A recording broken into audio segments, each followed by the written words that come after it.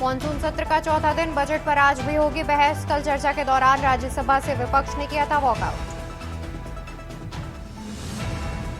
बिहार में विपक्षी दल आज राजभवन तक करेंगे मार्च, सरकार के खिलाफ करेंगे विरोध प्रदर्शन। सीएम ममता बनर्जी का आज दिल्ली दौरा, नीति आयोग गवर्निंग काउंसिलिंग बैठक में करेंगे शिरकत।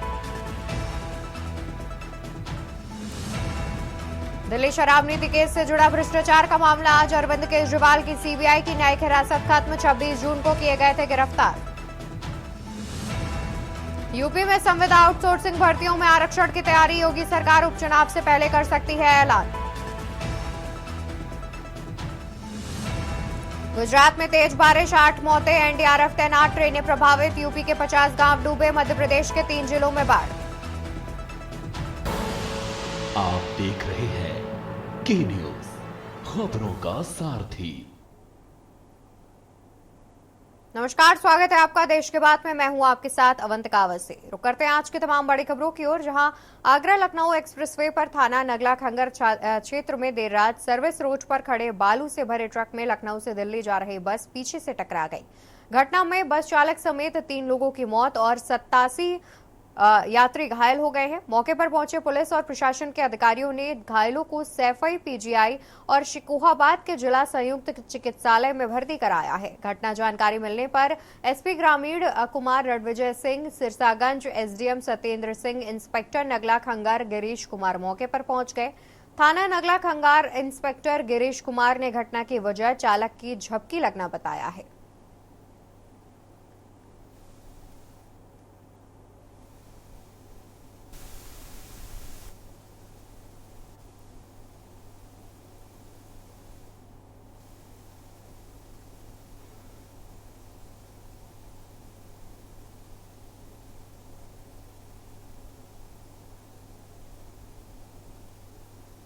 और ज्यादा जानकारी के लिए हमारे साथ संवाददाता दीपक कुमार जुड़े हुए हैं।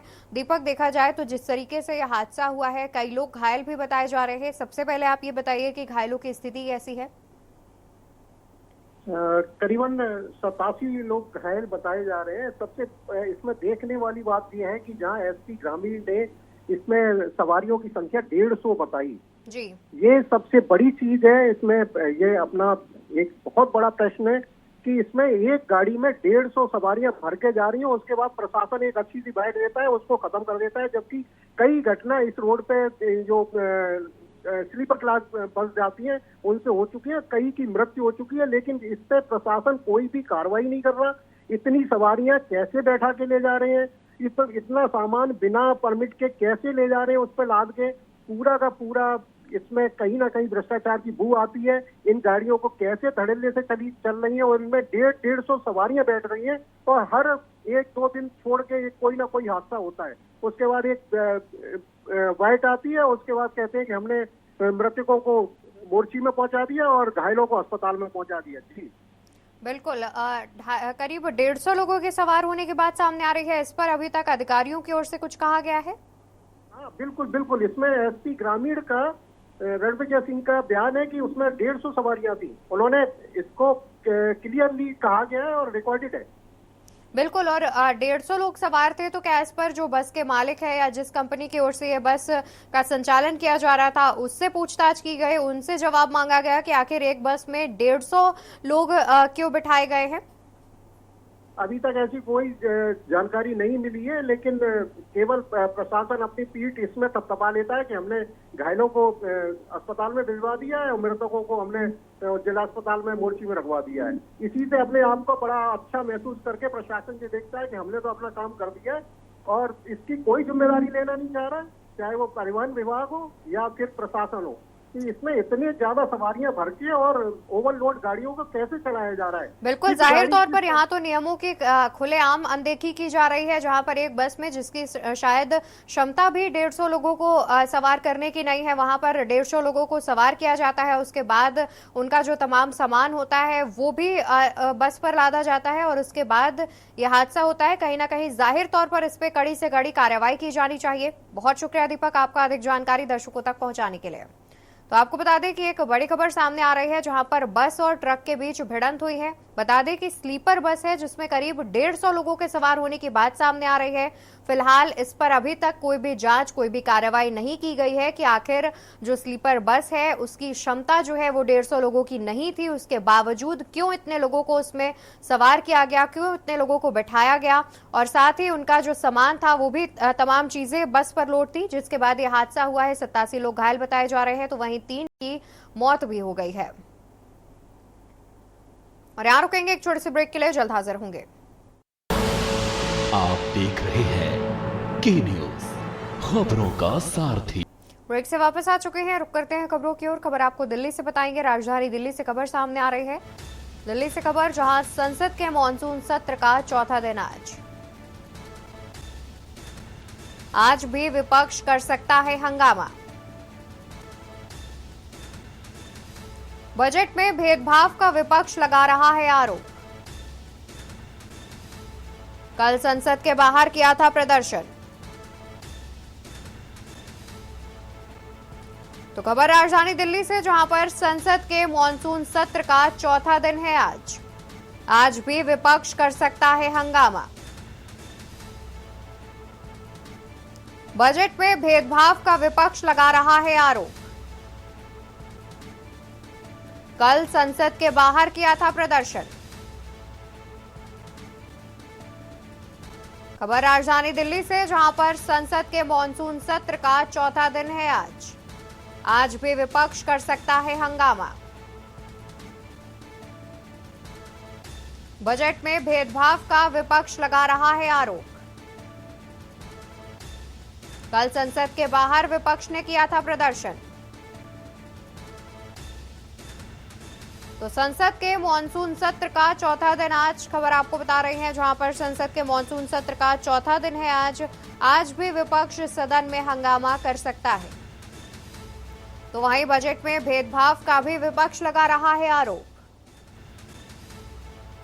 कल संसद के बाहर विपक्ष ने किया था प्रदर्शन। तो संसद के मॉनसून सत्र का चौथा दिन आज भी विपक्ष कर सकता है हंगामा। बजट में भेदभाव का विपक्ष लगा रहा है आरोप। कल संसद के बाहर किया था प्रदर्शन।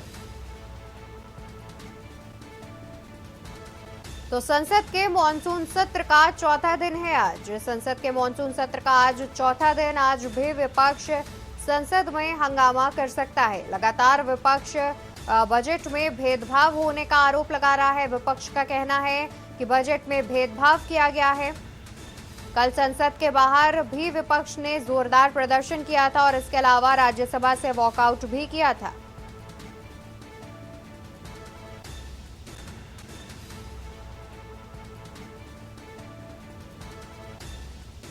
और ज्यादा जानकारी के लिए हमारे साथ विशेष संवाददाता अखिलेश सिंह जुड़े हुए हैं। अखिलेश जी, देखा जाए तो आज मॉनसून सत्र का चौथा दिन है। जिस तरीके से कल अगर हम संसद की कार्रवाई की बात करें तो कल भी प्रदर्शन किया गया था संसद के बाहर और साथ ही वॉकआउट भी किया था राज्यसभा से तमाम विपक्षी सांसदों ने। क्या कुछ जानकारी है? आज भी हंगामेदार रहने के आसार जताए जा रहे हैं।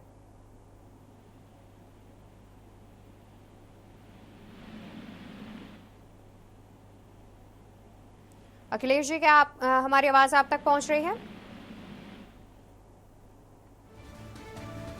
ठीक है, तो हम दोबारा से अखिलेश जी से जुड़ने का प्रयास करेंगे। आपको बता दें कि जानकारी मिल रही है जहां पर संसद के मॉनसून सत्र का चौथा दिन है और आज भी विपक्ष हंगामा कर सकता है। हंगामेदार स्थिति जो है वो नजर आएगी संसद के अंदर। लगातार विपक्ष की ओर से बजट में भेदभाव का भी आरोप लगाया जा रहा है। बजट का कहना है कि बीजेपी सरकार यानी कि सत्ता पक्ष ने बजट में भेदभाव किया है।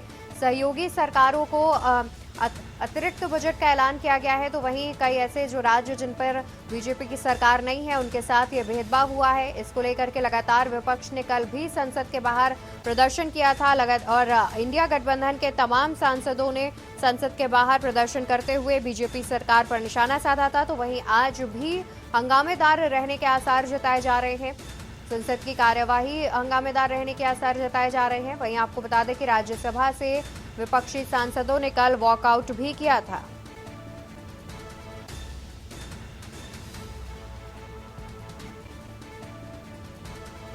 बजट में भेदभाव का विपक्ष लगा रहा है आरोप।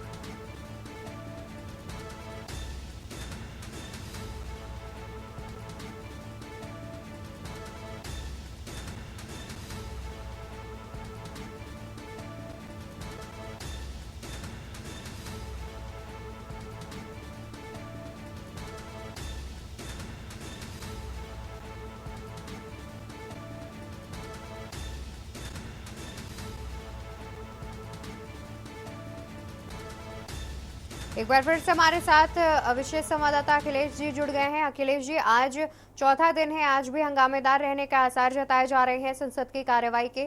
साथ ही देखा जाए तो कल जिस तरीके से हंगामा किया गया था विपक्ष की ओर से, क्या वैसी ही स्थिति आज भी देखने को मिलेगी या फिर आज कोई नई रणनीति के तहत विपक्ष सत्ता पक्ष को घेरेगा?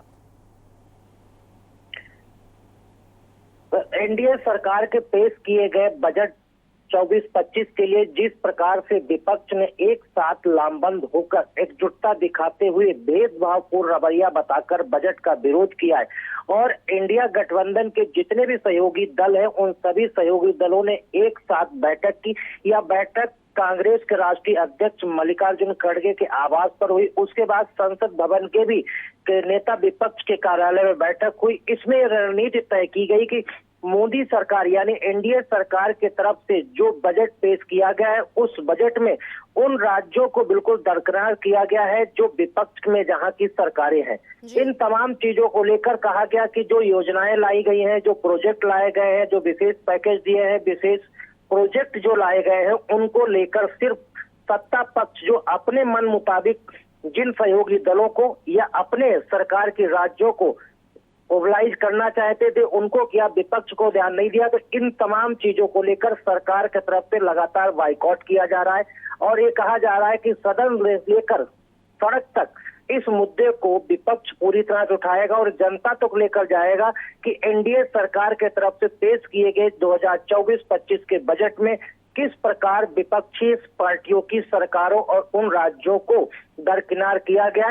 अपनी सरकार को चलाने के लिए कुर्सी बचाओ बजट का नाम इसीलिए विपक्ष ने इसको दिया है कि अपनी कुर्सी बचाने के लिए आंध्र प्रदेश और बिहार को दिया गया। इसमें आज और रणनीति में बढ़ावा मिल सकता है कि पश्चिम बंगाल की मुख्यमंत्री ममता बनर्जी आज दिल्ली पहुंच रही हैं। प्रधानमंत्री मोदी की अध्यक्षता में होने वाली नीति आयोग काउंसिल की बैठक में हिस्सा लेंगे और उसके बाद वो विपक्ष के नेताओं से भी मुलाकात करेंगी।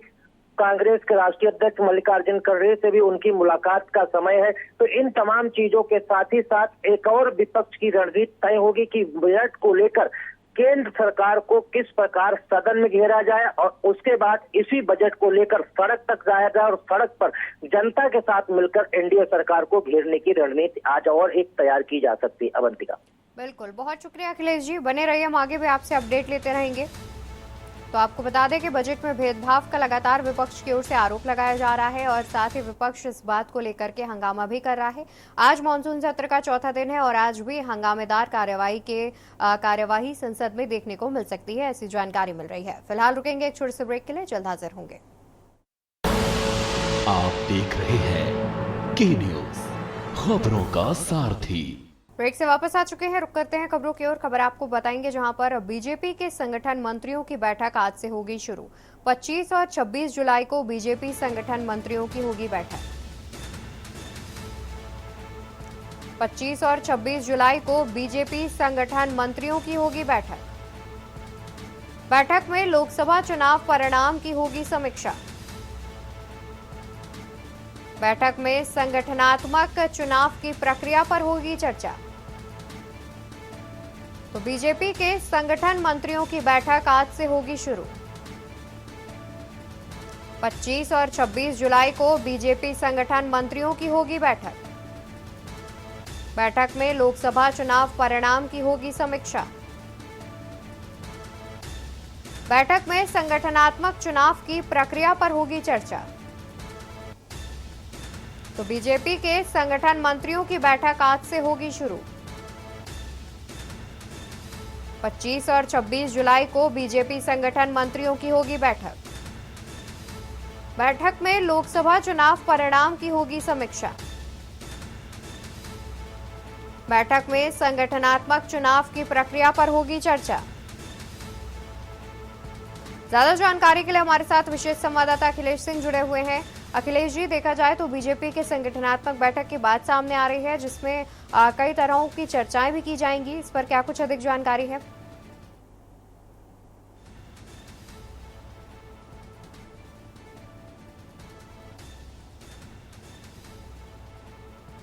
अखिलेश जी, क्या आप तक हमारी आवाज पहुंच रही है?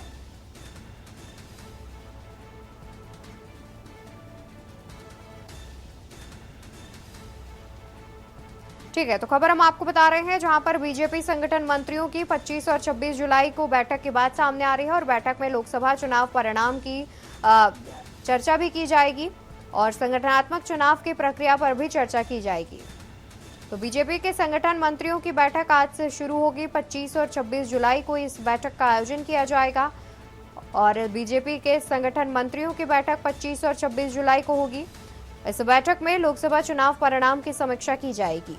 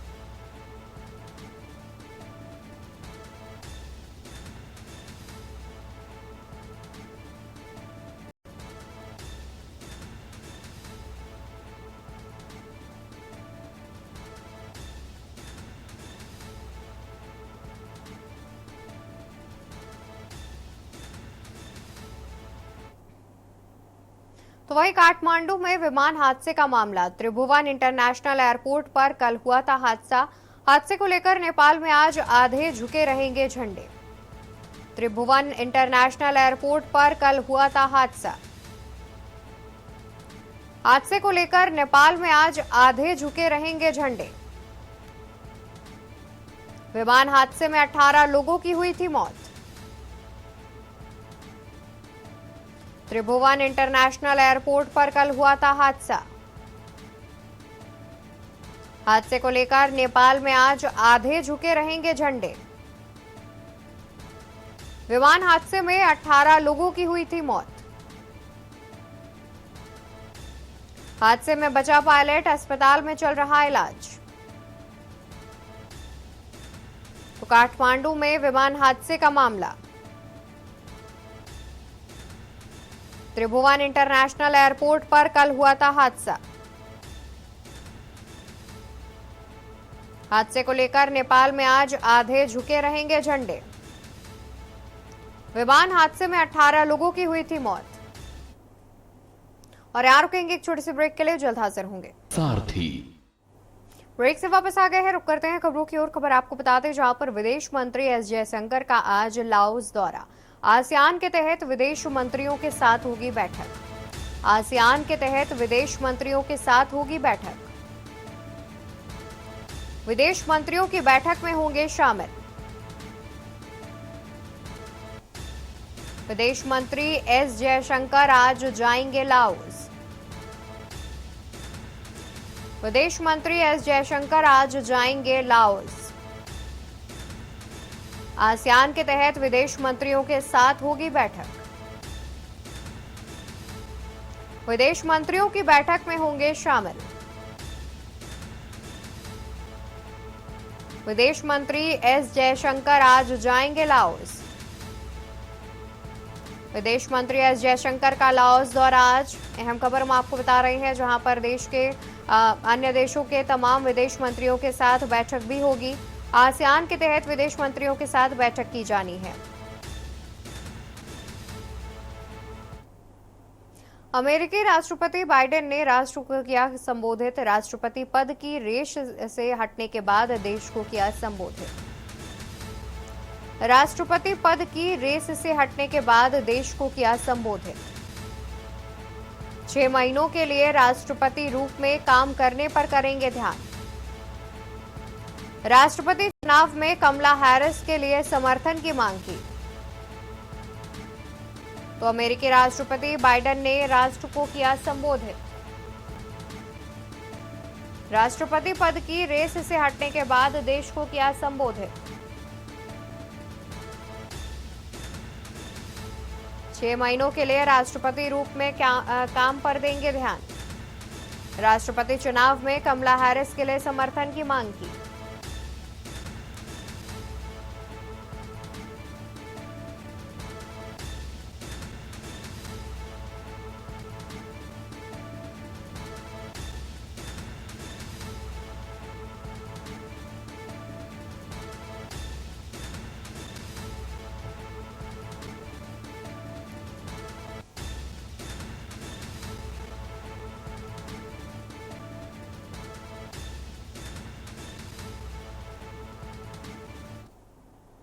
सीएम ममता बनर्जी का आज दिल्ली दौरा। दिल्ली में बैठक में करेंगी शिरकत। नीति आयोग गवर्निंग काउंसिल की बैठक में लेंगी हिस्सा। दिल्ली में बैठक में करेंगी शिरकत। नीति आयोग गवर्निंग काउंसिल की बैठक में लेंगी हिस्सा। सीएम ममता बनर्जी आज आएंगी दिल्ली। तो सीएम ममता बनर्जी का दिल्ली दौरा आज। दिल्ली में बैठक में मुख्यमंत्री ममता बनर्जी करेंगी शिरकत। नीति आयोग गवर्निंग काउंसिल की बैठक में लेंगी हिस्सा। तो मुख्यमंत्री ममता बनर्जी आज आएंगी दिल्ली। मुख्यमंत्री का दिल्ली दौरा है आज। मुख्यमंत्री ममता बनर्जी का आज दिल्ली दौरा है, जहां पर वो आज दिल्ली पहुंचेंगी और दिल्ली में एक बैठक में शिरकत करती हुई नजर आएंगी। नीति आयोग गवर्निंग काउंसिल की बैठक में लेंगी हिस्सा। तो मुख्यमंत्री ममता बनर्जी आज आएंगी दिल्ली। सीएम ममता बनर्जी का दिल्ली दौरा आज। दिल्ली में बैठक में करेंगी शिरकत। नीति आयोग गवर्निंग काउंसिल की बैठक में होंगी शामिल।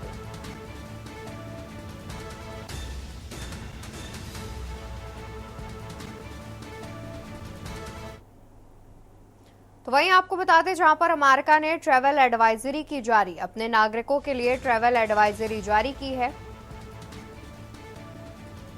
अपने नागरिकों के लिए ट्रैवल एडवाइजरी जारी की है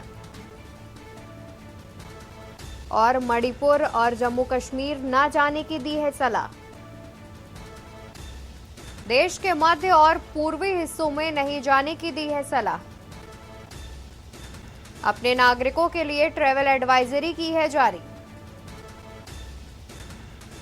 मणिपुर और जम्मू कश्मीर न जाने की दी सलाह।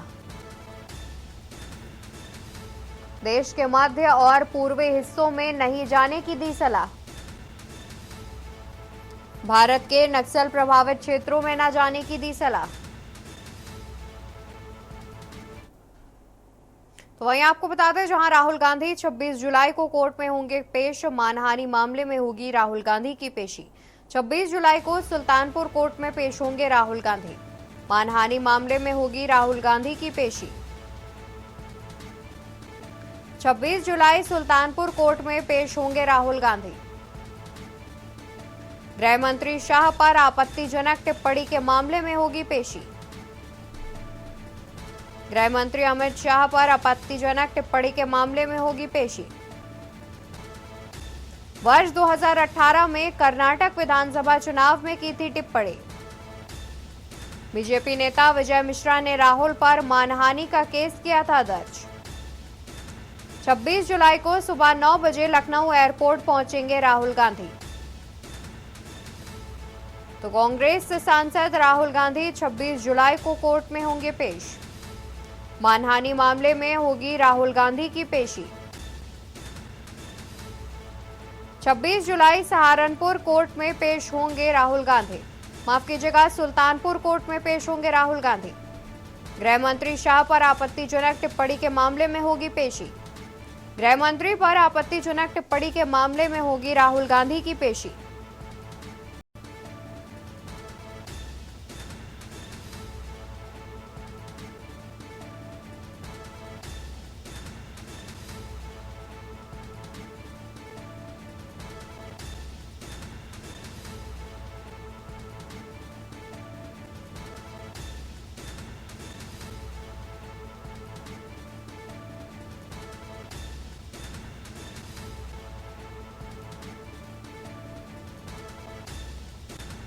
26 जुलाई को सुल्तानपुर कोर्ट में पेश होंगे राहुल गांधी।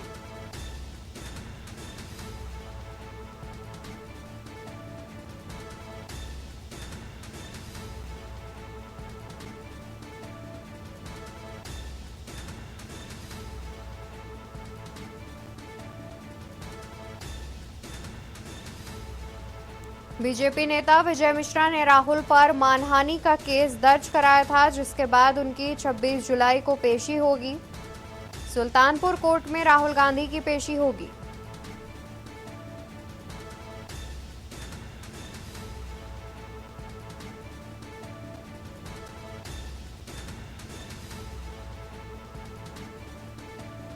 छब्बीस जुलाई सुल्तानपुर कोर्ट में पेश होंगे राहुल गांधी।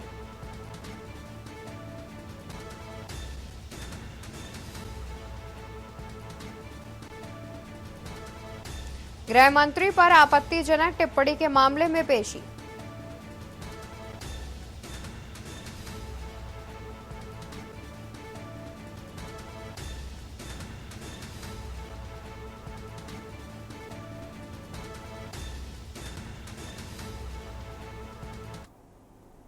और यहां रुकेंगे एक छोटे से ब्रेक के लिए, जल्द हाजिर होंगे। आप देख रहे हैं के न्यूज, खबरों का। ब्रेक से वापस आ गए हैं, रुक करते हैं खबरों की ओर। खबर आपको बता दें, जहां रायबरेली में फर्जी जन्म प्रमाण पत्र का मामला, प्रमाण पत्र बनवाने में पीएफआई के सदस्यों की जांच शुरू। प्रमाण पत्र बनवाने में पीएफआई के सदस्यों की जांच शुरू। पीएफआई के सदस्यों के जांच का जिम्मा एटीएस को सौंपा। मामले की जांच में 2 राज्यों की पुलिस रायबरेली पहुंची। बीजेपी विधायक अशोक कुमार कोरी ने की थी शिकायत। 20,000 फर्जी जन्म प्रमाण पत्र बनने का खुलासा। मामले का तार केरल, कर्नाटक, महाराष्ट्र से जुड़ा। ज्यादा जानकारी के लिए हमारे साथ संवाददाता संदीप मिश्रा जुड़े हुए हैं। संदीप, देखा जाए तो फर्जी जन्म प्रमाण पत्र बनाने की बात सामने आ रही है, जिसके तार जो हैं वो पीएफआई से जुड़ने की बात है। क्या कुछ जानकारी है इस पर?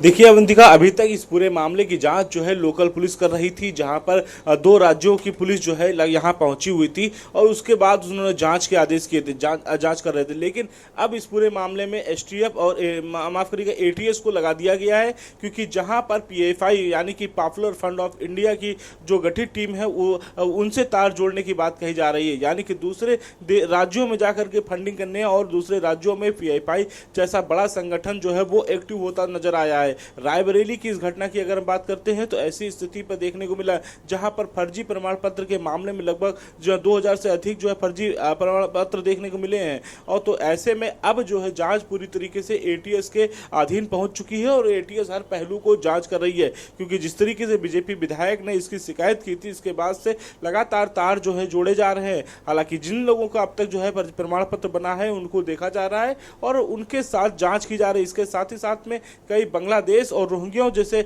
मुस्लिम इलाकों के तार जो है वो भी जोड़ने को देखने को मिल रहे हैं। तो हालांकि अब एटीएस की टीम जब पूरी निगरानी करेगी या पूरी जांच जब कंप्लीट कर लेगी तो बहुत से खुलासे होते हुए नजर आएंगे। क्या पीएफआई से इसका संबंध होगा या फिर रोहिंग्याओं से इनका संबंध होगा या बांग्लादेश से कनेक्शन होगा, तो किस तरीके से इन प्रमाण पत्रों का जो कनेक्शन है वो हालांकि पुलिस जो है वो पूरी तरीके से एटीएस की टीम के साथ सहयोग करते हुए देख रही है। हालांकि एटीएस की टीम ने लगातार अपनी टीमों के साथ में हर पहलुओं को जांच करनी शुरू कर दी है और सब महत्वपूर्ण चीजें ये है कि बांग्लादेश जैसे देशों में भी जो कनेक्शन पाए जा रहे हैं, जहां पर जो प्रमाण पत्र देखने को मिला है फर्जी प्रमाण पत्र, तो उस पर भी पूरी तरीके से एटीएस की टीम जांच कर रही है। इसके साथ ही साथ जो वहां कर्मचारी हैं उनके खिलाफ भी जो लगातार जो है जो पुलिस ने तहरीर दर्ज की है उसके आधार पर जांच की प्रक्रिया को और तेज कर दिया गया है। बिल्कुल, और वहीं देखा जाए तो कई राज्यों के भी नाम सामने आ रहे हैं जिनमें फर्जी प्रमाण पत्र बनने का खुलासा हुआ है और कई रुपए देकर के ये प्रमाण पत्र बनाए जा रहे हैं। एटीएस ने मामले की जांच शुरू की है, अभी तक क्या कोई भी सुराग लग पाया है इस मामले में?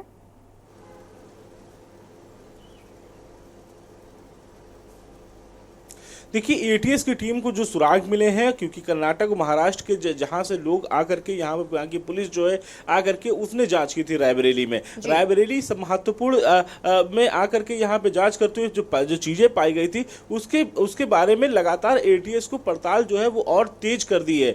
वजह साफ है कि एटीएस को अगर पीएफआई का अगर सुराग मिलता है तो बहुत ही बड़ा संकेत होगा, क्योंकि पीएफआई जिस तरीके से अपने सर्कुलेशन को बढ़ाना चाह रहा है, क्योंकि एक ये संगठन जिसको उत्तर प्रदेश में बैंड कर दिया गया था, कई राज्यों में और बैंड हो चुका है, तो ये माना जा रहा है कि पीएफआई को अगर जो है यहाँ कनेक्शन मिलता है तो ये आने वाले समय में एक बड़े संकेत होंगे, बुरे संकेत होंगे। वजह साफ है क्योंकि जिस तरीके से पीएफआई को लेकर के इससे पहले भी कई तरीके से चर्चा की जा चुकी है, एनआरसी आरसी के मुद्दे को लेकर के भी इस संगठन को ही देखा गया था, और इसके साथ ही साथ में बांग्लादेश जैसे देशों की अगर हम बात करते हैं वहां के भी कनेक्शन एटीएस जो है खंगाल रही है। हालांकि अब हर बिंदुओं को लेकर की जांच की जो कड़ी है वो जोड़ने का प्रयास एटीएस की टीम कर रही है, लेकिन अब देखना यह होगा कि कितने दिनों में पूरी जांच जो है सौंप पाती है या क्या कुछ निकलता है इस जांच के आदेश में, ये महत्वपूर्ण होने वाला है। बिल्कुल, बहुत शुक्रिया संदीप आपका ज्यादा जानकारी हमारे दर्शकों तक पहुंचाने के लिए। खबर आपको बता रहे हैं जहां पर फर्जी प्रमाण पत्र बनाने का मामला सामने आ रहा है। मॉनसून सत्र में अनुपूरक बजट पेश करेगी यूपी सरकार। 29 जुलाई से शुरू हो रहा है यूपी विधानसभा का सत्र। 2024-25 का पहला अनुपूरक बजट लाएगी यूपी सरकार। मॉनसून सत्र में अनुपूरक बजट पेश करेगी सरकार। 29 जुलाई से शुरू हो रहा है यूपी विधानसभा का सत्र। 2024-25 का पहला अनुपूरक बजट लाएगी यूपी सरकार। बजट प्रयागराज कुंभ की तैयारी के लिए देगी धनराशि। बजट में प्रयागराज में कुंभ मेले की तैयारियों के लिए भी धनराशि का अलॉटमेंट किया जाएगा। केंद्रीय बजट में यूपी को भारी भरकम मिली धनराशि। यूपी की योजनाओं को रफ्तार देगा अनुपूरक बजट। बजट में कई योजनाओं को प्राथमिकताओं को पूरा करेगी। बजट में कई योजनाओं को और प्राथमिकताओं को पूरा करेगी।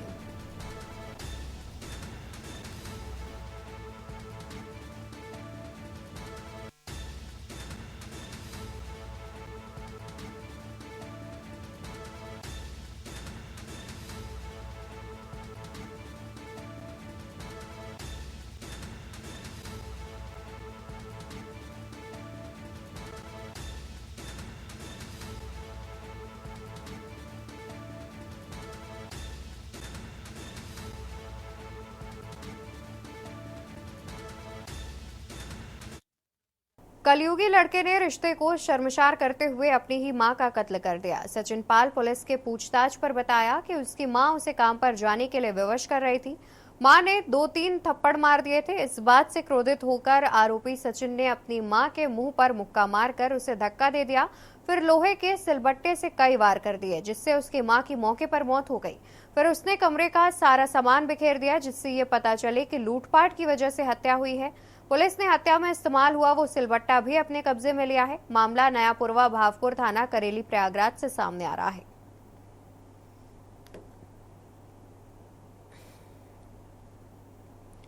खबर कानपुर से है, जहां मोदी सरकार का तीसरा आम बजट वित्त मंत्री निर्मला सीतारमण ने पेश किया था। बजट को लेकर के न्यूज की टीम ने कानपुर के व्यापारियों और आम नागरिक से बातचीत की। आम लोगों ने बजट पर विपक्षी प्रतिक्रियाएं दी। उनका कहना है कि युवाओं के लिए सरकार ने कोई अच्छी नीति नहीं बनाई है और रोजाना उपयोग वाली चीजों की दरों में भी कोई कमी नहीं की गई है। दूरसंचार के साधनों की दरों में इजाफा करना आम जनता की कमर तोड़ने के बराबर है। सामान्य बजट है। व्यापार क्षेत्र की जो बात अगर आप कर रहे हैं तो सामान्य बजट है। उसमें किसी भी तरीके कोई जीएसटी में राहत तो मिली नहीं व्यापारी को, और जो आयकर में भी छूट की मांग चल रही थी हम लोगों की, उसका भी स्लैब कोई विशेष परिवर्तन नहीं किया इन्होंने। एक आम आदमी के हिसाब से तो कोई खास बजट नहीं है कि जिससे कि आम आदमी को फ़ायदा मिल सके। कृषि में विशेष ध्यान दिया है तो कृषि का, ऑर्गेनिक खेती का किसानों को उसमें लाभ मिल सकता है। सराफा व्यवसायियों के लिए खुशी का बजट है। हम लोगों के पिछले 10 सालों से मांग चल रही थी कि कस्टम ड्यूटी को कम किया जाए, जो कि सरकार ने इस बार 15% से घटाकर 6% कर दी है, जिससे कि व्यापारी जगत में बहुत ही खुशी की लहर है। इस कस्टम ड्यूटी के कम होने से तस्करी पर बहुत ज़्यादा लगाम लगेगी। जो तस्करों को फ़ायदा होता था वो फ़ायदा अब नहीं मिलेगा और पूर्ण रूप से एक किस्म से अगर देखा जाए तो तस्करी पूर्णतः बंद हो जाएगी। युवाओं के लिए कोई ऐसी स्कीम लाए हैं जिससे जो नई पीढ़ी आ रही है उसके लिए कोई एक नई दिशा दिख सके, उसको नई दशा दिख सके, जिसमें वो क्षेत्र में आगे बढ़ सके, जिस भी फील्ड में वो जाना चाहता है। और व्यापार में भी 1% की ढिलाई नहीं की गई।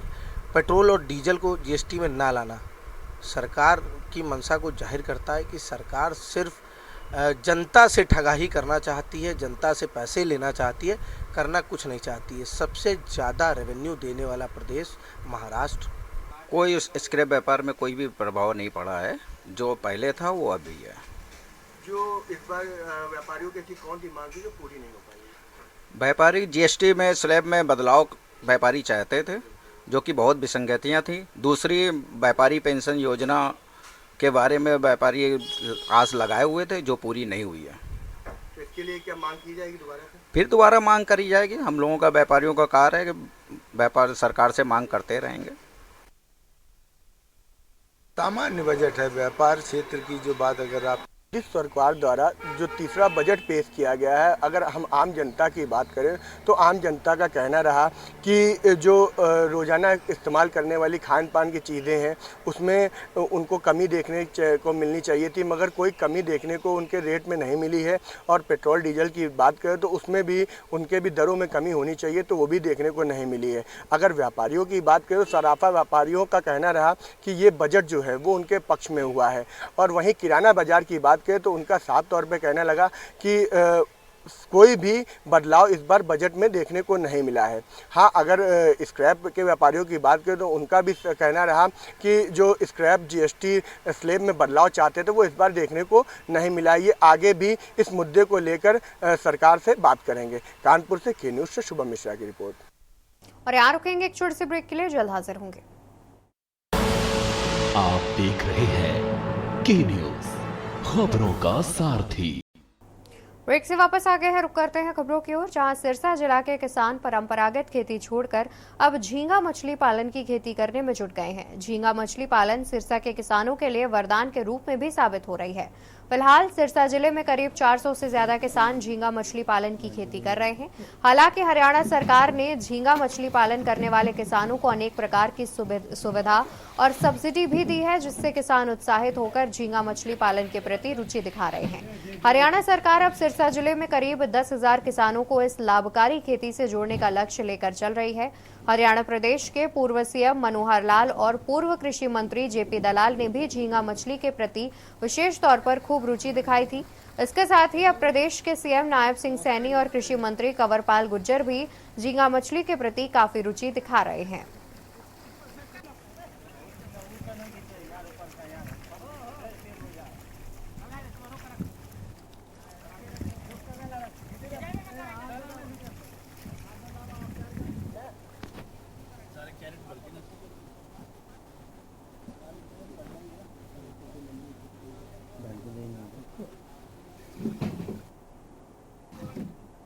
बिजनौर के नगीना इलाके में उस वक्त हड़कंप मच गया जब एक विवाहिता की संदिग्ध परिस्थितियों में मौत हो गई। मृतका के परिजनों ने पति और ससुराल वालों पर हत्या का आरोप लगाते हुए पुलिस से कार्यवाही की मांग की है। मौके पर पहुंची पुलिस ने शव को कब्जे में लेकर पोस्टमार्टम के लिए भेजा है और कानूनी कार्रवाई में जुट गई है। पूरा मामला बिजनौर के नगीना थाना क्षेत्र का है, जहां के मोहल्ला काजी सराय के रहने वाले दिलशाद की शादी लगभग 8 साल पहले सेवहारा थाना इलाके के ग्राम कुर्री बांगर के रहने वाले साबिर की बेटी शाइस्ता से हुई थी। शाइस्ता के 3 छोटे छोटे बच्चे हैं। मृतक के भाई का कहना है कि उसकी बहन को उसका पति और ससुराल वाले दहेज के लिए अक्सर तंग करते रहते थे और उसे लगातार परेशान करते थे। घटना की सूचना पर एसपी देहात, सीओ, थाना प्रभारी पुलिस टीम के साथ मौके पर पहुंचे और घटनास्थल का भी निरीक्षण किया। नगीना साहब, यहाँ से फोन आया था, हमारी शादी हुई भी है यहाँ नगीना काजी सराय मोहल्ले में। किससे शादी हुई भी है? दिलशाद से। फिर क्या हुआ आज? तो दिलशाद का फ़ोन आया जी हमारे पास है ना, वो आ जाओ यहाँ, तुम्हारी बहन का अटैक वटैक कुछ हो गया ऐसा। फिर आपने आके क्या देखा? तो हमने यहाँ देखा तो साहब कोई हॉस्पिटल में नहीं, कुछ नहीं, तो यहाँ पे हमारी बहन मरत पड़ी थी। घर पर? हाँ जी, घर पर ही मिली है। कितने समय पहले शादी हुई थी इनकी?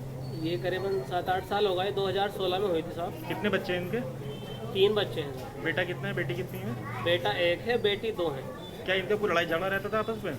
हाँ जी, लड़ाई झगड़ा इनका नहीं था, लेकिन जो है ये परेशान करते रहते थे हमारी बहन किस को। चीज़ को लेकर परेशान करते थे? ये सही कोई दहेज वहेज को लेकर, पर इनका जो है लड़के का भाई है इनका, मेरी बहन का देवर आफ्ताब, वो क्या करता है? वो भी परेशान, मारपीट भी करी है उसने 1-2 बार। खबर सिरसा से, जहां पर आज नो वर्क पर सिरसा बार के वकील कोर्ट में पेश नहीं हुए। कोई वकील, नो वर्क से लगभग 1200 केस हुए प्रभावित।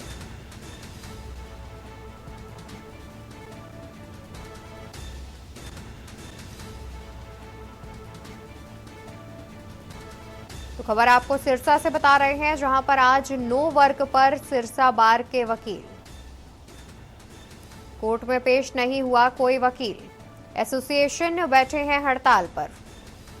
आपको बता दें कि रनिया बार एसोसिएशन बैठे हैं हड़ताल पर। समर्थन में आज सिरसा बार ने भी की हड़ताल। वकीलों की मांग, रनिया को बनाया जाए उपमंडल।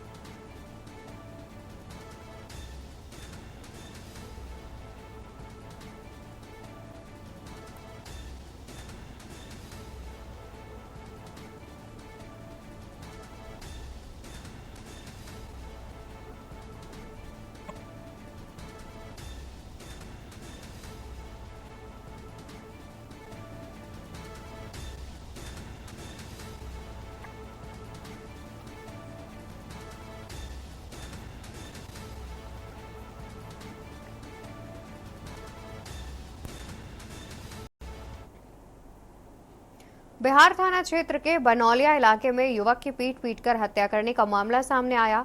मृतक पिंटू कुमार 1 महीने से अपने ससुराल में रह रहा था। पिछले 1 महीने से ससुर और दामाद के बीच रुपए के लेन देन को लेकर विवाद चल रहा था।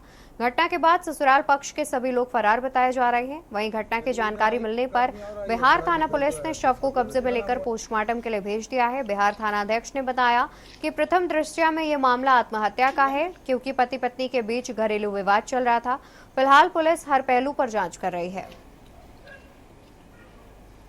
जानकारी यही मिला है कि हमको बहुत बाद सूचना मिला, सब चीज पीट पीट के इसको हत्या कर दिया बहुत बेरहमी से। उसके बाद पता चला, हम सबको सूचना दिया ही नहीं। वहीं का एक दोस्त कॉल करके बोला कि यहाँ पे आपका भतीजा का कत्ल कर दिया गया है। अब कैसे करके पीट करके? हाँ, पीट के हत्या कर दिया। ये कोई नोहवा से चुरल हको, काट हको, कोई भागल हको, कोई नहीं। तो कोई विवाद हुआ है? कोई विवाद है? विवाद कुछ नहीं हलो। पति पत्नी में अकेले रहलखिन की? पति पत्नी एगो मर गेल हल बउआ, तो एगो मर गेल त ई केल के सरिया एकरे से कर लेती। उ बेटवा पहला हको, एगो पाछला हको। इसी बीच एक बड़ी खबर सामने आ रही है। बड़ी खबर आपको बता देते हैं, जहां पर सीतापुर में जिम्मेदारों की लापरवाही। पीएम योजना धरातल पर हुई धराशायी। पीएम श्री योजना के परिषदीय विद्यालय के इंचार्ज का कमाल।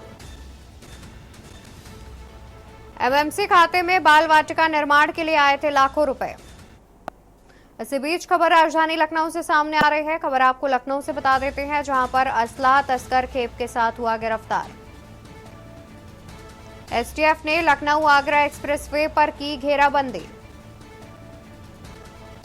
0 पॉइंट पर कार सवार तस्करों को घेराबंदी कर पकड़ा। तस्कर से 32 बोर की 8 पिस्टल और 16 मैगजीन हुई बरामद। इस बीच खबर राजधानी लखनऊ से खबर आपको बताएंगे। खबर लखनऊ से सामने आ रही है। बड़े आयोजन में प्रशासन मुस्तैद। पुलिस की तैनाती और भीड़ प्रबंधन की एसओपी जारी। हाथरस कांड के बाद बड़े आयोजनों में भीड़ प्रबंधन तैनाती। पुलिस तैनाती के लिए डीजीपी ने मानक संचालन प्रक्रिया की जारी। पुलिस तैनाती के लिए डीजीपी ने मानक संचालन प्रक्रिया की जारी। खतरे का आकलन करने के बाद आयोजन की मिलेगी अनुमति। और देश की बात में मेरे साथ फिलहाल के लिए इतना ही। आप देखते रहिए के न्यूज इंडिया। नमस्कार।